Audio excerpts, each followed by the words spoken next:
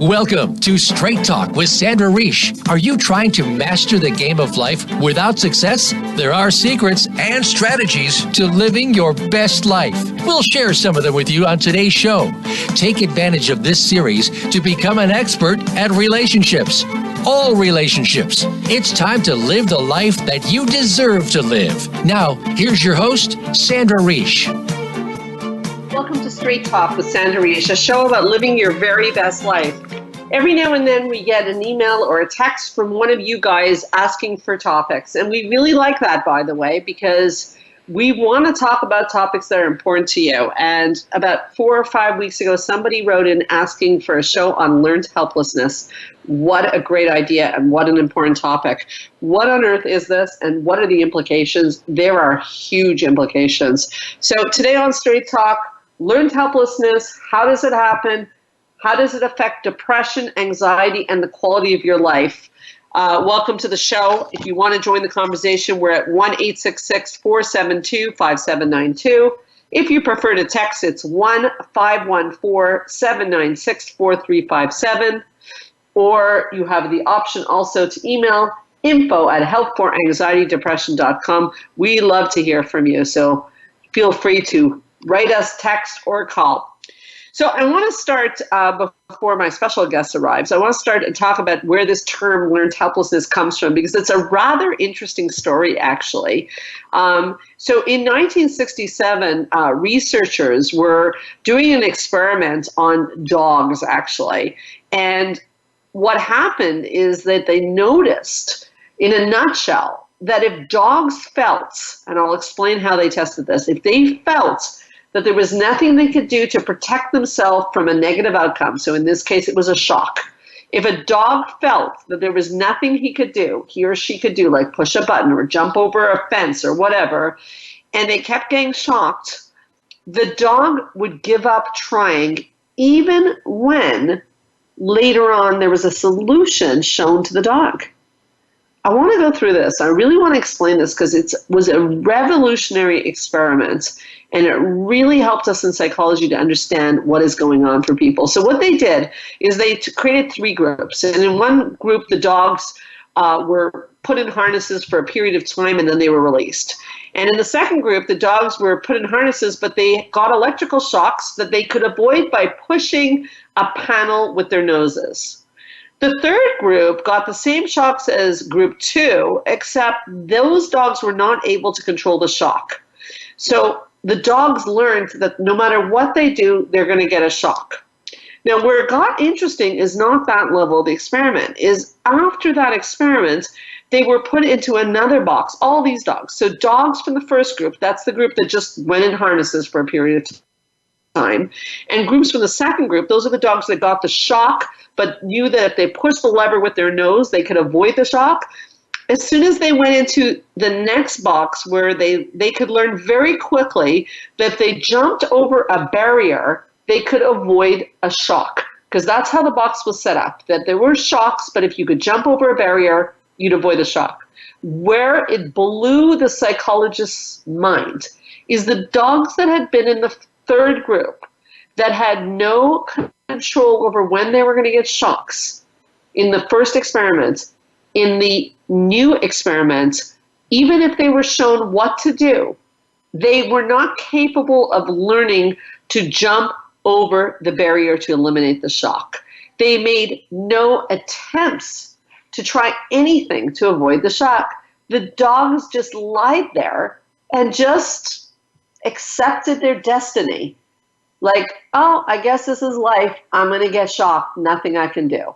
So you can imagine why this revolutionized psychology, because what did this experiment teach us? Well, it taught us that, and I talk about this often on the show, the concept of locus of control. It taught us that as long as we feel, and it is perceptive, this feeling, as long as we feel that we have a locus of control, then we have hope, and we will continue to try things, and we will continue to try to see how to get out of danger. However, if we have the belief, and it really is a belief, that there is nothing we can do to change our circumstances, then a phenomena called learned helplessness will occur, where we will give up and do absolutely nothing to change our circumstances. Wow, Think about that from a psychological perspective. I'm sorry, I get a little excited about this stuff. From a psychological perspective, it explains the concept of victimization, something I talk about on the show and everywhere I go all the time. Why do some people fall into the victim and they just don't seem to want to get out of their circumstances? And we watch them and we say, what is going on right now? Why are they stuck in the victim? What's going on? Why are they not helping themselves? Well, could it be that they've fallen in learned helplessness and they feel, even though not true, they feel that there's nothing they can do to get out of their circumstances. So they literally, like the dogs, just lie there and sort of say, woe is me. So one of the things, when we come back, we're going to take a break in a few minutes, but when we come back, I have Melissa Hindley in the house. We're going to talk about the implications for depression, because learned helplessness, if this is something that shows up in your life or you've seen in others, is highly, highly linked with depression. Let me take a moment to explain that before the break. Depression is a flat state of somewhat hopelessness. What is learned helplessness? A flat state of hopelessness. So people who are depressed have a tendency to believe that they have no control over their lives. And a lot of the work of a therapist is to show people, and this is very important, I'm going to say this before the break, we're going to talk about it with Melissa when we come back, is that we always have some choices in our life. And I know some of you are listening, and we're about to take a break, so I'm going on a controversial point, because some of you are listening and going, no, that's not true, we don't have choices. And when we come back, I'm going to show you that there's always choices. They may not be great choices, but there are choices. And choices is going to be the antidote to victimization and the antidote to learned helplessness. So before we go, I just want to say that what they studied with the dogs is how do you overcome learned helplessness? Very difficult, because the dogs gave up. They were lying on their back, whining. They weren't doing anything. But if they were shown physically over and over again what to do to avoid the shock, after a few times being shown and physically taking them, they were capable of learning. So psychologically, that explains a lot of our work, is when someone's in learned helplessness, and that's why therapy is important. I'll tell you it's important, is we want to show people step by step how they can get back control over their lives. And when they get back control of their lives, they will come out of learned helplessness and possibly out of depression. We're going to take a short break back. Sorry, can't speak. We're going to take a short break. When we come back, Melissa Hindley, clinical counselor and very favorite person on this show, comes on often to give us some insight. We'll be here to talk about her experience with learned helplessness with her patients and some great strategies to help you if this has shown up in your life. We'll be right back on Straight Talk with Sandra and Straight.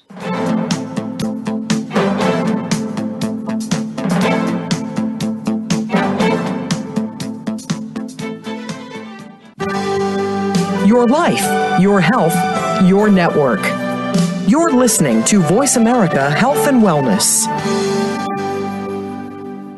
Join the therapist who is affectionately known as the Couple Whisperer, Sandra Reish, on her famous couple retreats, and change your life forever. Sandra offers couple retreats in beautiful locations several times a year that can radically change your love life.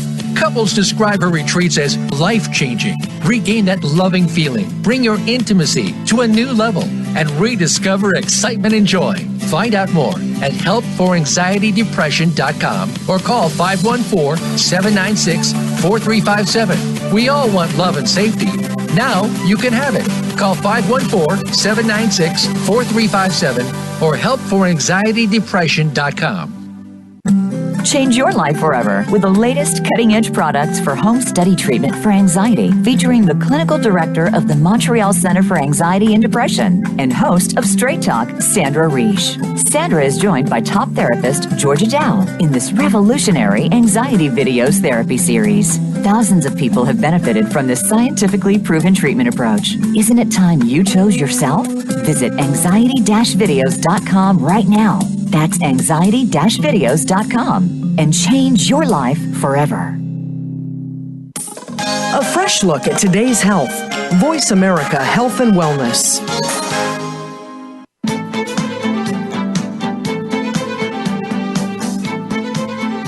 You are listening to Straight Talk with Sandra Reish. To connect with the program today, please call 1-866-472-5792. Again, that's 1-866-472-5792. You may also send an email to info@helpforanxietydepression.com. Now, back to Straight Talk. Here's Sandra Reish.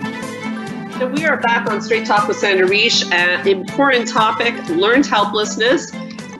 I have in the house Melissa Hindley, clinical counselor, brilliant clinician. And Melissa, welcome back to Straight Talk. First of all, thank you very much for joining us. Thank you for having me today. I'm happy to have you. It's an honor. Melissa, you have heard a little bit what we're talking about here. Mm-hmm. I'm wondering, first of all, does learned helplessness show up in your office? Yeah. How so? I loved how you talked about the study, because although, when we hear about animal studies, we get, a lot of those studies wouldn't have happened today, ethically wouldn't pass. Right. But they did teach us a lot and a lot of useful and great information about how this might play out in our personal lives. So, and they also did studies with people.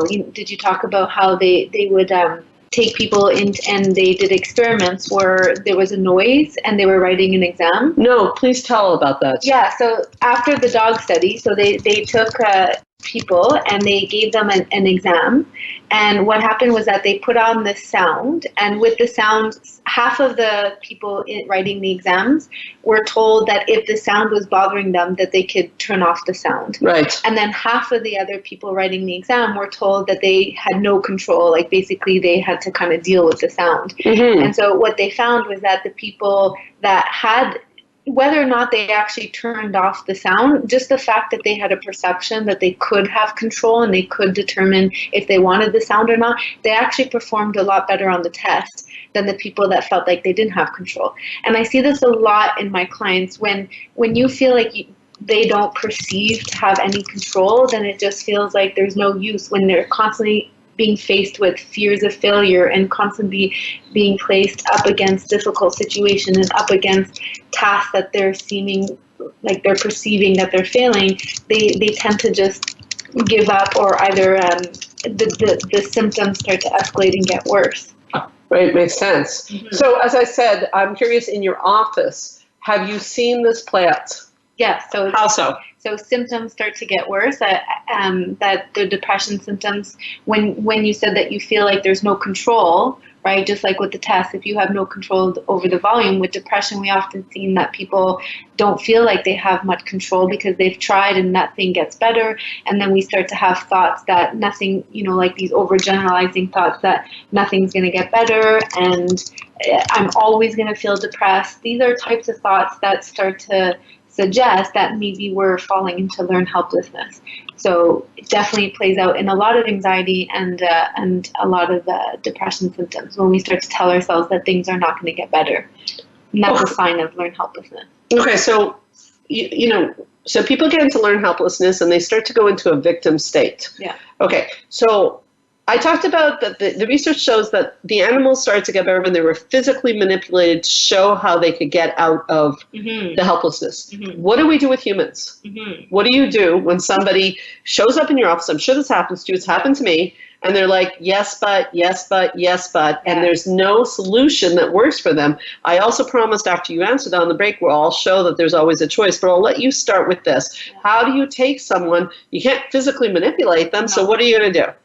Well, first, great question. First, we have to be honest with ourselves. I think that's one thing you talk a lot about too, is just being honest with ourselves that we are in learned helplessness, and just even putting a label. I find sometimes even putting a label on things, we don't want to label, there is controversy and there are downsides to labeling, but there's also many advantages of just knowing that this is a phenomenon that happens and that maybe we're falling into learned helplessness. So the first thing I would always encourage is to help the client to see, help you to see that maybe we're falling into learned helplessness. Then I would look at what type of thoughts are you telling yourself, like I mentioned before. How are you talking to yourself? How is your self-dialogue? Are you telling yourself that things are never going to get better?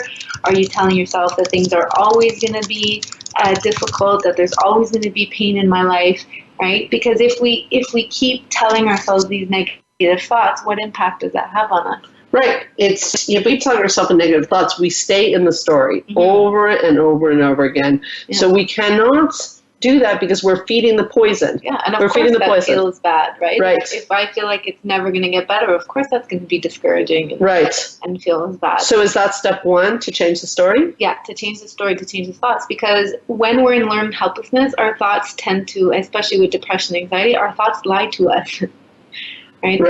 They lie. Right. So they're telling us that things are never going to get better, but through learning how to challenge your thoughts and telling yourself a different story. So one technique that I often tell my clients is that what would you, like, is this thought helping you get the results that you want? Right? Like, is telling yourself that it's never going to get better, is that helping you get the results? Okay, but your client might be saying, well, no, it's not helping me, but I know it's true.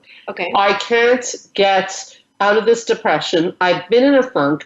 Things are not getting better. I don't see any solution. I have clients that tell me, well, I have no social connections. I don't see how I'm going to make friends. I don't see how that's going to happen. It's, so what difference does it matter what story I tell? Like, what's the difference here? Yeah. And is that thought helping you or is it harming you? Well, it's not helping me, but my client would probably say, or if someone was stuck in this, they'd say, even if I didn't have this thought, at the end of the day, I still don't have any social connections. Yeah. And so what if you were in this situation, right? If your best friend was in this situation and they were saying, I can't get better, I have no friends, I have no social connections, what would you tell him or her? Well, let's go back to now my concept of choice. Now's a good time to talk about it. So I, Sandra Reish, very much believe that, and I not only do I believe it, I feel it's a fact, that we always have choice. Do you agree, Melissa Henley? Yes. Okay. So people sometimes say to me, in my life, in my career, how could you say such a thing? What if the choices are give up my child for adoption or go on welfare? They're not great choices. I agree. But if you can focus on the fact that you have choice, that is in itself empowering, because that means that you have some locus of control. And remember, learned helplessness comes from no locus of control. I often refer people to a book called Man's Search for Meaning, which is a book written by Viktor Frankl, famous psychologist, who was in a Nazi death camp, obviously a long time ago, some 70 years ago, where everything was taken away from him. Everything. I mean, it was a concentration camp. He had no control over his environment, none. And he was able to develop a psychological theory that we use to this day called logotherapy by remembering that there was one thing the Nazis could not take from him, which was his thoughts. So even then, he had some locus of control, but what a clever man. He wrote a very famous book called Man's Search for Meaning. It's a tiny book, but it's a game changer to read that book because it's the idea that even in the most dire situations, we have choice. What do you think? That's very powerful. I think it's very powerful. I love that book. Yeah, and I love that he, it's true, things might happen and we might lose our job, we might lose our family, we might lose our friends, but the only thing that we do have control of is ourselves and our thoughts, right? So I definitely agree, because that goes with my theory as well. What I tell clients is that we might not have, it might have not been our decision or our choice of what happened to us, but we do have choices and we do have the choice to make it better. Right. Coming back to this argument that people say is that the choices we have may not make the situation better, though, Melissa.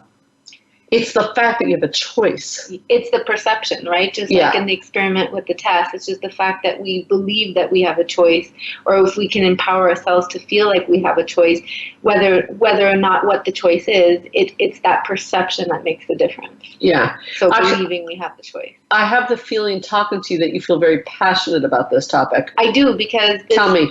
This happened to me personally. I think that I caught myself going into learned helplessness. Well, when I was, I knew right away that I wanted to go into psychology. And right after high school, I went right into CEGEP. And in CEGEP, I did psychology, and right after that I knew I would go into Concordia at psychology. And when I finished my undergrad, then I knew right away that I needed to get my master's degree and potentially my PhD to practice in psychotherapy. And to get into these schools is extremely difficult. Yeah. I think they take like less than 10%. Yeah. And when I was applying through my master's degree, I actually tried 3 times and I got declined. Oh, I didn't know that, Melissa. Mm-hmm. Wow. 3 times. And I caught myself, because I was going into learned helplessness, of feeling that I had no control, feeling that, again, the universe is against me. It's, even though I knew this is exactly what I wanted to do, why was it so difficult for me to get in? Yeah. And I started to victimize myself, saying that I wasn't good enough, or just saying that, just being really frustrated that this is something that I really want to do. So rather than wait and because I had a choice, that then I could have gave up, right? Because learned helplessness makes us have the tendency to want to give up. So I had a choice that I could give up, but knowing this was my passion, knowing this is what I want, I decided that I do have choices. Now, the choices I didn't really like, right? To move across the country by myself, spending a lot of money was not the most practical choice, but I did realize that I did have a choice. And instead of waiting for people to give me what I wanted in terms of the schools giving me that acceptance, or, rather than waiting for something external, I found, we always think that there's always this one way of getting what we want. But, when we take a step back and when that one way isn't working, that, maybe there's other options. And so I started to research and try to see, okay, what could be my other options? Because sitting back and doing nothing, even though I was for a bit, wasn't working and wasn't feeling comfortable. So I made a decision. I applied to a private school in Vancouver, and I got accepted. And since then, I fought my way. And since then, here I am today. Wow, I didn't know this story. What a great story, Melissa. And you work at the clinic, and we're so happy to have you. And that one moment in time determines whether I even knew you, So what you did is you took your lemons and turned them into lemonade, as I like to say, and you also took these rejections, like I often encourage people to do, is almost, maybe our listeners can do this as a test. How bad do you want it? That's what I like to say when I keep hitting a wall. How bad do you want it? I think that was very, very amazing what you did. You moved across the country simply because you kept your eye on the prize. So no learned helplessness for you. Well, I did fall into the trap, though. So I had to get myself out of it. But you did. How did you, did somebody help you get out of the trap? Like, how did this happen? No, because other people would discourage. Like, other people would say, okay, well, maybe try to find something else. And, what other options? What else do you like? And maybe you can just, once you graduate with your undergrad, maybe you can go just work in a job and figure out what you want. And I was like, something didn't feel right. Yeah, but that's amazing, because if you were fully in the trap, in theory, you should not have made a move. So something pulled you out. Something pulled me out. What was that? But to me, it was questioning myself, and I wanted my eye on the prize, that I knew what I wanted, and I knew that by staying trapped and feeling helpless and waiting for other people, that's the key part, is that I stopped waiting on other people to let me in. Brilliant. And I made my own decisions. Brilliant story. My own fate. Brilliant story. And talk about walking the walk. I mean, this is what we ask our clients to do. Really nicely done, Melissa. Great story and a great example of options. When we come back, Melissa alluded to people pulling her down. So I'm going to take the opportunity to talk about crab mentality. I think it's important, and because it feeds into learned helplessness. So when we come back, crab mentality, what's that all about? We'll be right back on Straight Talk with Sandra Reish.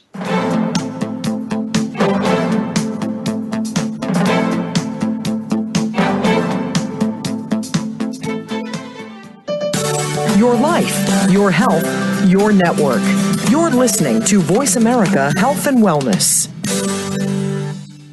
Change your life forever with the latest cutting-edge products for home study treatment for anxiety, featuring the clinical director of the Montreal Center for Anxiety and Depression and host of Straight Talk, Sandra Reish. Sandra is joined by top therapist Georgia Dow in this revolutionary anxiety videos therapy series. Thousands of people have benefited from this scientifically proven treatment approach. Isn't it time you chose yourself? Visit anxiety-videos.com right now. That's anxiety-videos.com and change your life forever. Join the therapist who is affectionately known as the Couple Whisperer, Sandra Reish, on her famous couple retreats and change your life forever. Sandra offers couple retreats in beautiful locations several times a year that can radically change your love life. Couples describe her retreats as life-changing. Regain that loving feeling, bring your intimacy to a new level, and rediscover excitement and joy. Find out more at helpforanxietydepression.com or call 514-796-4357. We all want love and safety. Now you can have it. Call 514-796-4357 or helpforanxietydepression.com. Your life, your health, your network. This is Voice America Health and Wellness.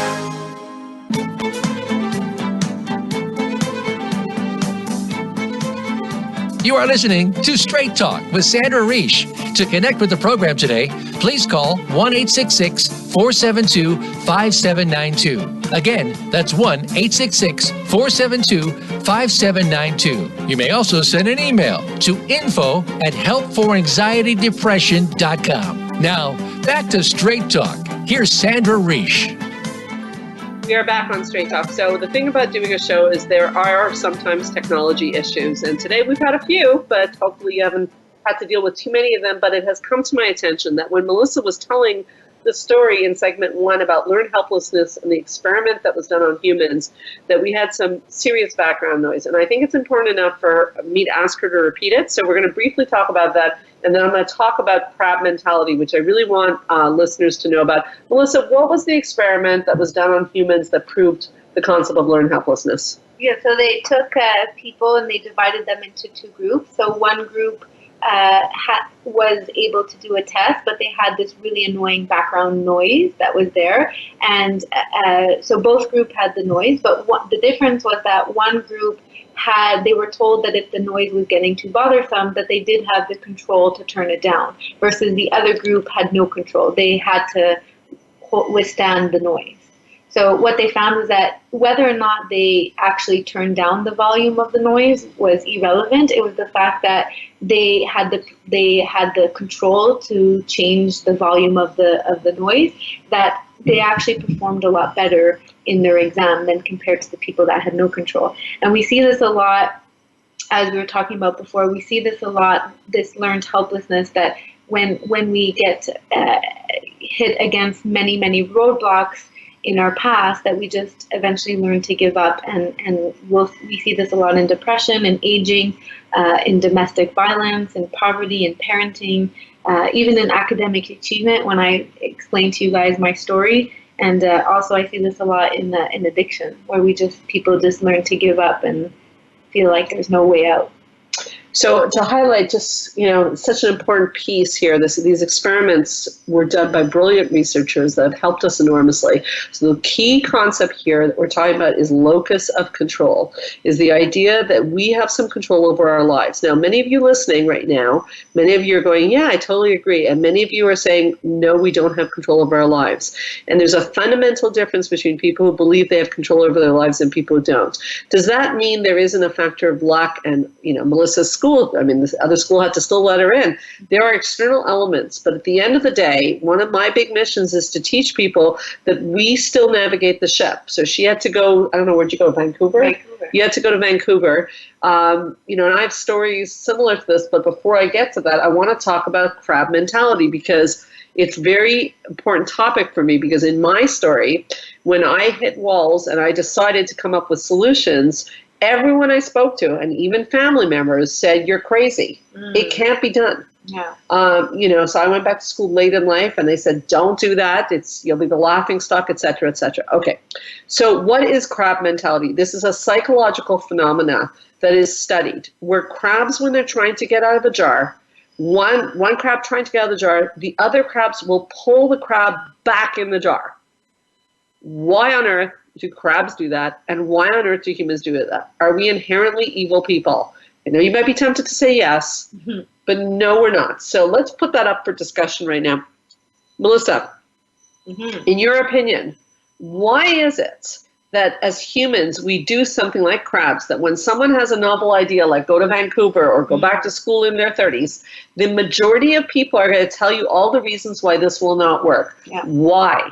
Yeah, very interesting. And I think it's because when you have an idea that you want to better, any idea that leads to bettering your life, it's when you share this with somebody that is in the crab mentality, it's almost as if you're triggering their own insecurities, right? Like they want to better their own lives, but because a lot of people stay in the victimization or in their comfort zone, that when you do something, when you make changes, it's triggering and reminding them of the changes that they're not making in their own lives. Really well said.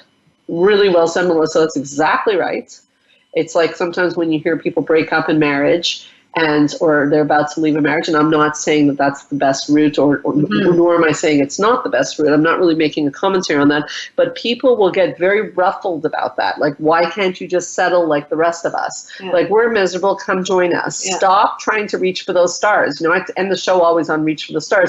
People don't always like if you reach for the stars. I think you said it very well. It makes them uncomfortable as to why they didn't reach for their stars in their life. So going to Vancouver, like, who do you think you are, changing your whole life to follow your dream when all of us didn't follow our dreams? I do want to say this is not conscious. Yeah, no. It's not a conscious thing. So people are not going, oh, I'm going to like really make Melissa insecure. Yeah. But it's very dangerous. I don't know, you're a young girl, but like, I don't know about you, but I was a young girl when these things were happening too. And it almost worked on me because family members were telling me all the things that can go wrong and putting fear mongering, really. Yeah. And we know even these days in politics, we see fear mongering all the time. It works on people. Yeah. Fear works. It had to have had an effect on you, people saying that. It did. It made me question. I spent a lot of time going back and forth and deciding whether this was the best decision and should I do this, because there was a lot of factors that were in the way. And so it definitely made me question myself. And I see this a lot in my clients where, you know, someone who does have a lower self-esteem and someone who, you know, has been through other difficult situations can believe them and then actually not take those steps. Yeah. Yeah, because, you know, if the crabs are pulling you down, so one of the things I tell people sometimes is be careful of your audience. So what I've learned through the years is now when I have a novel idea or something that's new, and most likely I'm going to get a lot of crab mentality, I'm very careful who I tell the story to. So you want to tell the story to people who are going to go, oh, interesting, tell me more. Not right away jump at all the things that can go wrong, because that's very toxic. It's a smoky room as far as I'm concerned. I don't need to be told all the things that can go wrong. I don't need someone to tell me that's going to be great either. I'm sure you've already thought about the things that can go wrong. Right. I don't want Pollyanna, though, either. I don't want you to tell me it's going to be easy to move to Vancouver, because it's not. No. I only want someone who's, you know, and I'm advocating that you guys want someone who's like, interesting, tell me more. How are you going to do that? How are you going to go to Vancouver? How are you going to earn income? Like, what's the plan? You know, and go, oh, interesting, different, cool. I support that. Because you know what? What if you went to Vancouver and fallen on your face and you didn't have enough money to pull it off? It still would have been an incredibly valuable lesson. Well, that's and to disclose, that's what helped me get through too, as well, is that my dad found a quote in the Gazette, actually, and he cut it out for me and he gave it to me. I'm not gonna say the quote properly because I don't remember it word for word, but essentially it was like, not having tried is not the true failure. It's not having tried at all. Right. Is the true failure. Right. I know that quote, and you've said it very well. What a great dad. I mean, that's beautiful that he said that to you. And I think it's so true. And, you know, I'll tell you that my story, you know, this is, again, we're in full disclosure here. My dad was not as supportive when I went back to school. But when it was all said and done, he actually told me all the things that can go wrong. And when it was all said and done, he said to me, I would have loved to do what you do. Wow. It's changed my life in my 30s. Wow. But so that's when I connected the dots that if somebody would have liked to do something and they don't, they're likely to make you feel very uncomfortable doing it. So I guess you and I have something hugely in common. I didn't even realize that. Yeah. So very pivotal moment in your life, pivotal moment in my life where learned helplessness was right there. Yeah. And we wouldn't be sitting here right now. And I think many of our listeners are in that moment right now. So, you know, we're talking about your dad giving you a quote. My dad was not giving me quotes. Our listeners may be facing all sorts of people telling them what can go wrong and starting to really feel like they keep getting, people tell you, I keep getting hits. Like I stand up and I get hit again and I hit again. What can we say to them to keep them on the path? Well, and that's another type of thought that I want to talk about, because then when we start to think, I keep getting hit, there's always obstacles. I've heard this many times this week with clients, right? And this eventually becomes a self-fulfilling prophecy. Yeah, say more. So, that's the concept that, if we feel powerless in our life, right, because things keep happening to us, and, life, we don't have control over many external things, but if we feel powerless in our lives, then maybe our behaviors, how we respond to that powerlessness is very important. So Brilliant. If we respond to it in isolating ourselves or by not taking actions that's going to help us, and by maybe taking more of a passive stance, then we actually do become powerless. So it's like it becomes this like vicious circle that we end up creating.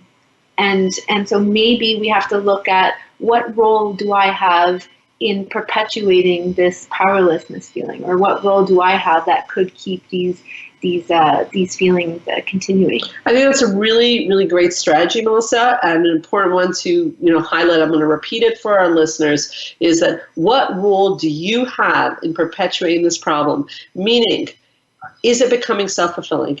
Is the story you tell yourself that it cannot work out?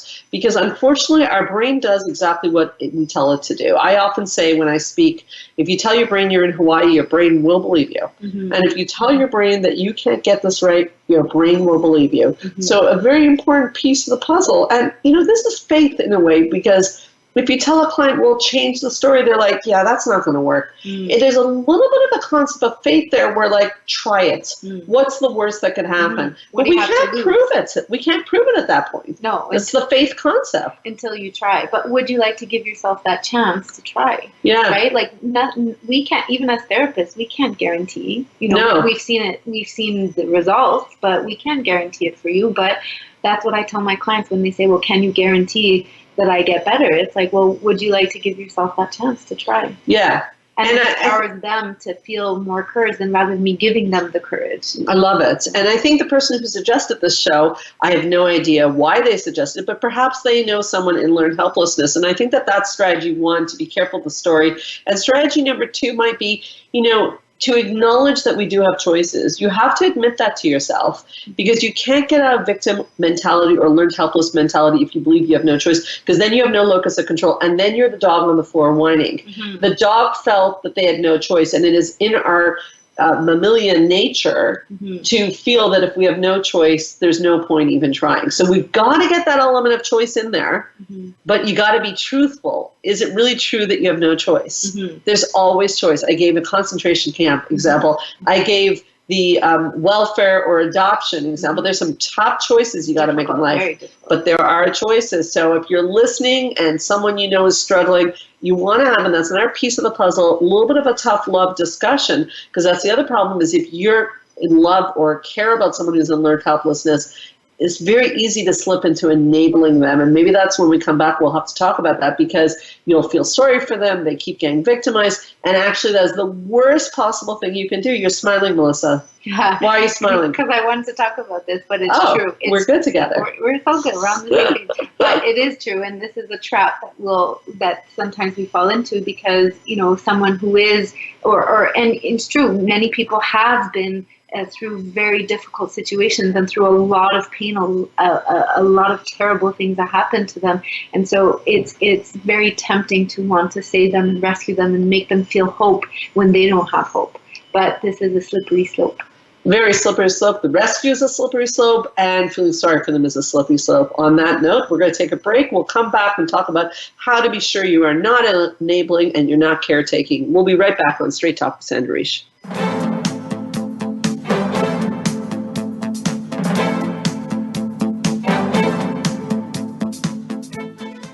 Opinions, options, answers. You're listening to Voice America Health and Wellness.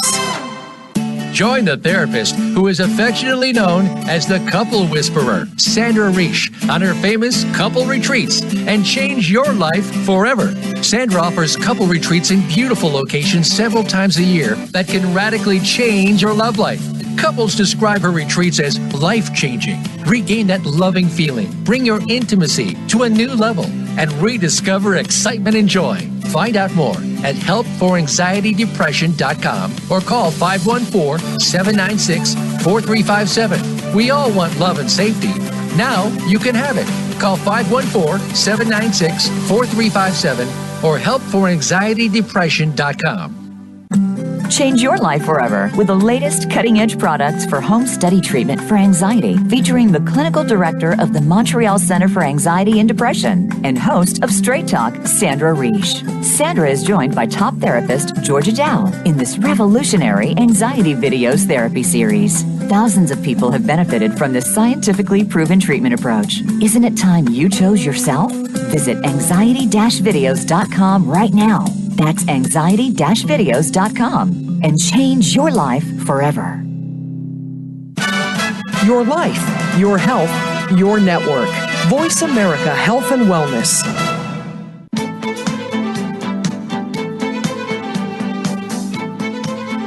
You are listening to Straight Talk with Sandra Reish. To connect with the program today, please call 1-866-472-5792. Again, that's 1-866-472-5792. You may also send an email to info@helpforanxietydepression.com. Now, back to Straight Talk. Here's Sandra Reish. We're back on Straight Talk. So we were talking before the break about the concept of someone in your life is in depression / learned helplessness. What are you to do? Because the problem is there's a tendency to either want to rescue them or feel terribly sorry for them. And both of those actually feed the learned helplessness. So I was talking about tough love. You know, this concept, and this is a lot of the work we do at the clinic, right? You know, and people do come see us and they pay us and they come back. Yeah. But we are tough. We are tough. We're loving, but we're tough. We don't accept victimization. No. In our clinic, we'll say to people, that, you know, you have to take some responsibility. Yeah. You have to take some responsibility for the quality of your life, and you have choices here. Mm-hmm. What about the idea of rescuing someone? Why wouldn't that work? Well, definitely when we start to, I always tell my clients, right, because they're like, well, I'm really trying to help. And my argument to that is that, yeah, but are you really helping? I'll give you, I'll talk more about that. So let's say, for example, if you're in learned helplessness and you're feeling down and victimizing yourself, that life is horrible and things are so hard and you can't write your CV. You know, you can't write your CV so that you can find a job in a field that you want to work in. Mm-hmm. So if I want to help you, right? So I'm going to write your CV for you. I'm going to spend all my time writing it for you and making it really beautiful so that you can get the job, so that you will feel better and that you won't feel sad anymore. Right. But I always tell my clients, what message am I indirectly sending to you? If I do it for you, what message am I sending to you? Right. If you're saying that I am not capable of doing it myself. Yeah. So I'm pathetic. I am pathetic. Yeah, and I'm feeding your learned helplessness because I'm saying I'm indirectly, even though this is unconscious, I don't mean to because I'm trying to help, but I am sending a message that you can't do it, that I need to come in and do it for you because you can't do it yourself. And I'm going to do it faster for you and I'm going to do it better than you. Right. And so when we do that, do you see how then I'm feeding that learned helplessness? I'm feeding that thought that you. This is so important, Melissa. It's so important. You're helping so many people by saying that. So it starts out with good intentions, but it's not that kind actually. No, it's a little bit more controlling than it is kind. Yeah. Okay, so it's not an act of kindness to rescue someone. And the rule of thumb to know whether it's a rescue or whether it's help is if it's something the person could do themselves, at least in theory, you're not supposed to be doing it. And this is also true with your teenage kids, people, okay, is you're not supposed to be doing things. So what you could do is say, come over and I'll teach you how to do a CV. And you'll know that they're in depression, learned helplessness if they don't want to learn. They actually want you to do it for them. Yeah. Okay. Yeah, because they learned that, that other people are going to come and rescue them. So it's easier because then they don't have to learn. Like, it's easier to stay in your comfort zone. Right? Yes. So, but that's one thing that I find that clients really are able to really, because when I just talk about the risk of caretaking and the risk of doing it for them, they're like, yeah, but I'm really trying to help. But when I say, are you really helping them by doing that, and what message are you sending? Great intervention. It's really helpful for them to see, no, actually, it's true. I'm sending them a message that I don't want to be sending them. So how can you how can you help? How can you move forward? Right? And that's what you said, is empowering the person to do it themselves. And you can be there and you can be supportive and helping them. It's kind of like that saying, again, that you're teaching them the skills of how to live their life and not doing it for them. Okay, so no rescue. What about feeling tremendously sorry for them? Like, oh, this poor soul keeps hitting the wall. Poor Melissa. Mm-hmm. Is that good? Well, again, what message are you sending them? What message are we sending them? If we keep saying poor them, poor you, and we feel sorry for them, I guess we're saying that their story of victimization is true. Mm-hmm. Yeah. So they have bad luck. They have bad luck. And sad sack. Sad. Yeah. Bad luck, and that we're reinforcing that belief that they already believe about themselves, that nothing's going to get better. Okay, but would you agree, for people listening, when you tell someone who's really stuck in victimization or learned helplessness that they have options, there's ways out, they don't always want to hear that? No. Why not? No, because it feels impossible. And there's times where even the choices do feel impossible, and the choices feel very, very difficult. And there's another option, is that maybe they're not ready to make those changes yet. So when they hear that the other person, you're providing options and you're problem solving for them, which is not necessarily what they want to hear. So what would be the best response? To help, but not to problem solve, not to over sympathize and I think empathy is really good, but mm-hmm. Empathy, not sympathy. Sympathy being pity, mm-hmm. Empathy being like, I feel it seems really hard for you. I get that. What are you going to do? Mm-hmm. That's the thing I say to people a lot. Like, it sounds really hard. What are you going to do? I'm talking about outside of the clinical work that I do. Mm-hmm.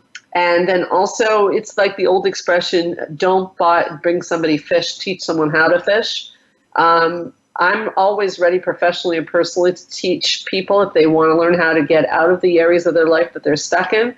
And if they don't want to learn, I, unfortunately or fortunately, I'm the person who's going to say that's very interesting that you don't want to learn when you say you're suffering so much. Mm-hmm. I find that quite fascinating. Mm-hmm. I am wired in a way that if I'm in pain and I know somebody could teach me something that could get me out of pain, if they ask me to do 200 jumping jacks on a rooftop naked every day, I will do it because I don't want to be in pain. Yeah. So when somebody wants to stay in pain, that is curious to me. Yes, and another interesting point is that you kind of have to, so with doing those 200 jumping jacks, you're going to feel pain. So a lot of people try, yes, they're feeling long-term pain, but they're trying to avoid the real pain of working through something. Right. Because it's going to trigger feelings, and it's going to trigger other types of pain. So for example, when you're with the jumping jacks, you're going to feel tired, you're going to feel exhausted, your muscles are going to hurt, and you might be avoiding that pain, but again, then we're perpetuating this cycle. Well, I love what you're saying. I love it. And there's times where, if really my client comes to that decision that they really don't want to, they don't want to get better right now, and they choose not to, then it's just acceptance of where they're at right now. And own it. Sandra Reese, choose to be in a victim state right now because it's working for me. Yeah. I consider that a partial victory if a client can say that, because they're owning their story. And accepting where they're at right now, and right now they're not ready, and that's okay. Right. Now, some cliches come up here now, because one of the things I say to people a lot is it's pay now or pay later. Yeah. You can do the work now and you will pay. Yeah. Or a lot of people, it's another show we could do on avoidancy, because I'm not an avoidance. And a lot of people really, are you an avoidance? I don't even know if you're an avoidant or not. What I want, no, but emotionally, yes. Okay, because a lot of people choose to avoid the pain. And I find it interesting because you're going to pay now or you're going to pay later. I'd always rather to pay now. It's like paying your credit card debt. Pay it now. Okay? But it's interesting. People are wired differently, but it's pay now or pay later. Another cliche, my father used to say, I was big on cliches, you can run, but you can't hide. It's coming to get you. It's true. You kind of have to go through that misery to get out of hell. That's the only way out, is to feel the pain, is to go through misery. But at the end of it, it's like I always get this mixed up, because I say it's the calm after the storm, but I think it's the same as calm before the storm. Before, but I'm changing it to after. The calm after the storm, the light at the end of the tunnel. Yeah. I think that what you're saying is of really importance to people, and I think that our message, both Melissa and I, our message today is that there are options. You do have locus of control, just like the dogs could learn to be manipulated, to learn that they could push a lever to get rid of the shock. You do have options. They may not be the options you would have liked, but there are options. Now, sometimes you need a professional to bring you to that place. Sometimes not. Sometimes you do. And it's really good to reach out for help, which is another antidote to learned helplessness, because learned helplessness is giving up. But reaching out for help is a step in the right direction. I want to say one more thing before we run out of time, is people who are in this state tend to think they're the only ones who face pain. Mm-hmm. I remember many, many years ago reading a book that said there's an equal amount of pain for all people, which is a controversial statement. I do realize that. But as a woman who's lived quite a few years, I can assure you that I have never met someone who was able to escape pain in their life. Mm-hmm. Have you? No. Okay, so we will face obstacles. We will have difficult decisions. But if we can get some locus of control, we can get out. Is that right? Do you agree, Melissa? Yeah. I think we're on the same page. Yeah, it's just turning, instead of counting on other people or waiting for life to happen, is to, instead of being the passenger of your own car, is just to be the driver and to take actions, even if they're really small. And like you said, sometimes we need a little bit help with small steps. I always say too, if you're feeling overwhelmed when you do make these steps, it's a good sign. It just means that you're moving. You're moving, and the goal is too big. So break it down. Even if it's really, really tiny, it's a movement. It's like you're in the fork of the road. You can either continue to keep denying and victimizing, or you can take a small step to get on the path of healing. It's a great point, because that's another way people get into trouble, is they take a small step and they feel it doesn't count. Yeah. And any step counts, and I'm really glad you brought that up. And I think that a lot of what you're saying is so valuable and so important. I'm sure we'll get lots of feedback on this from people in this situation. So first of all, that's all the time, unfortunately, we have today. I want to thank you, Melissa, for joining us today. And before we go any further, where can people find you if they want to work with you? Mm-hmm. You can call the center at 514-777-4530. Okay, and you can also go on the website, helpforanxietydepression.com. And if you're not local and you're looking for help locally, you can go online, or you can even contact us. We'll try to set you in the right direction. There are lots of options. Melissa, thank you so much for joining us. Thank you. I want to also thank our listeners from all over the world for listening to Straight Talk. And I'd like to invite you to come back next week. If you're interested in any of our retreats, therapy, or any other things that were mentioned on the show, check out helpforanxietydepression.com. Also, feel free to drop by our Facebook page, Straight Talk Sandra Reish, and add a comment for Melissa, myself, any comments or topics you'd like to talk about. Don't forget to like the page. And remember, you can listen to this show and any prior show as a podcast on my website, straighttalksandrareish.com, or on the app of your iPhone or on iTunes under Straight Talk with Sandra Reish. Drop me a line anytime at info at helpforanxietydepression.com.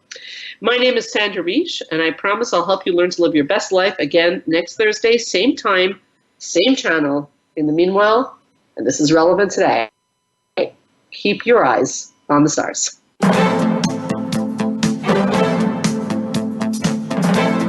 Thank you for listening to Straight Talk with Sandra Reish.